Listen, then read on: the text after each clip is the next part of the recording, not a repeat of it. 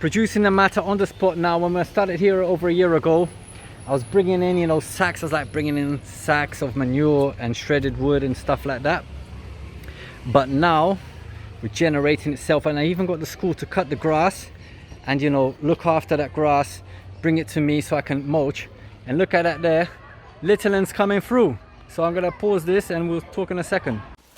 Forget about sustainability. You want to enrich ecosystems. Every being is equipped to live a positive, energetic balance. Keep it pruned. We are cultivating abundance. Not a problem to cut down trees. The problem is not planting them.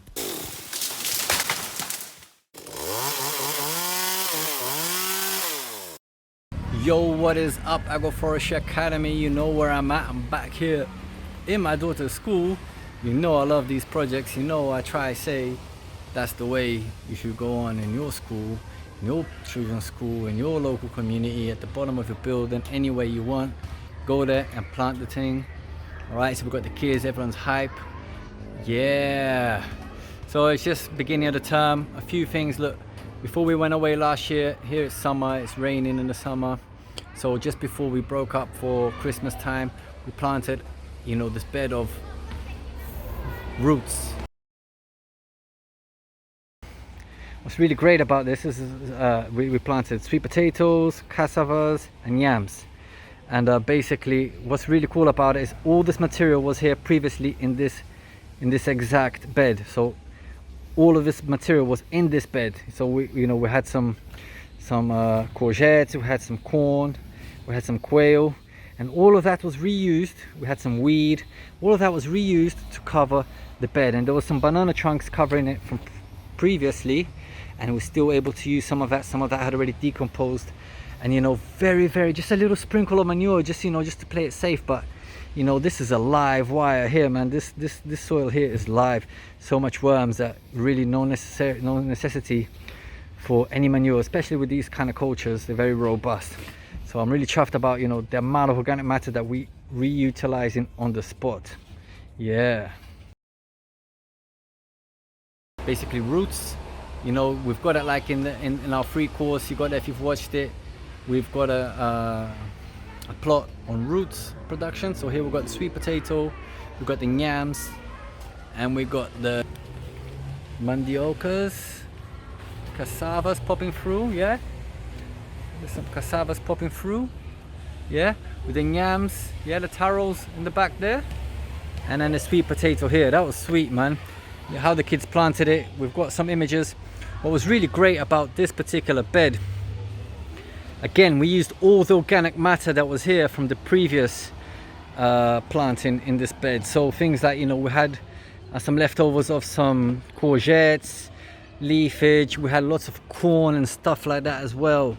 There was already bananas mulching from before. So it's really just becoming a bit of a havoc with all internal material from its own bed. It's like this bed here already is guaranteed its own mulch for the next agriculture, because look how much matter. So it's been great how we've been producing the matter on the spot now. When I started here over a year ago, I was bringing in, you know, sacks. I was like bringing in sacks of manure and shredded wood and stuff like that. But now we're generating itself, and I even got the school to cut the grass and, you know, look after that grass, bring it to me so I can mulch. And look at that there, little one's coming through. So I'm gonna pause this and we'll talk in a second. And just like that, one more classroom of kids just come in. They come in from 1 year old, all the way up to about 11 I'm dealing with here. I want to get the older bunch, but you know, teachers keep on saying they got no time, and you know, maybe they got more important things to do, whatever. But that was cool. This mini bunch here, we harvested the carrots. And not only we harvested the carrots, you know, they understand it's a root, and then we show them all the other roots, and you know, they start understanding these kind of things. But also we prepared a little pot. The teacher, you know, because all these teachers, they have their pots in their classrooms, and they try plant their carrots in their windowsills, and they try do this and that. But you know, they don't often have good results, unfortunately. It's a good intention. So I'm just chuffed to, you know, oh listen, have you used any manure? Have you covered your soil? Is the soil alive? Let's add some worms in your pot So here we go with the kids. We're hunting for worms. We're putting it in the pot and, you know, manuring it up, and they take their lettuce into the classroom and put it in the windows or whatever. It's nice. So yeah, so at the moment we're looking at here what's now. We spoke about how that happened last time, and now we're using this kind of grass as organic material. Again, very simple here, but very impactful. We always like to show we plant things that we have results with. You know, if we plant too many things that we're not sure about, in the end, if there's no harvest, people are looking at you funny, you know, all these weird techniques, and you know, how come I'm not harvesting? So we love planting things that we can have impactful results. And tomatoes, everyone loves tomatoes, you know, most of the kids love it. And you know, just the booming green of the lettuce filling in, just to give that quick result, you know, keep everyone happy. The teachers, everyone loves it. They're seeing the boom here. So we like to show them a variety. Here we've planted some beans, and you know, we're well into the rain season, but we're waiting for that, you know, few days where it's not going to rain, it's going to dry up, and we're going to harvest our beans. So some of these are ready. You know, I've opened some of these today. It's bliss, it's proper crisp. I'll show you now. You know what I mean? Proper nice beans there. All right.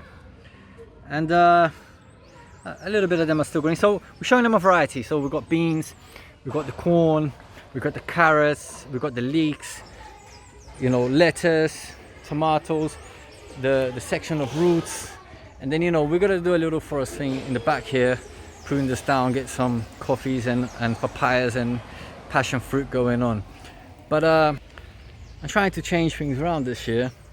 I'm trying to make it so that each classroom has their own bed, you know, so that they can go through the whole process. They can, you know, identify the crop of the season.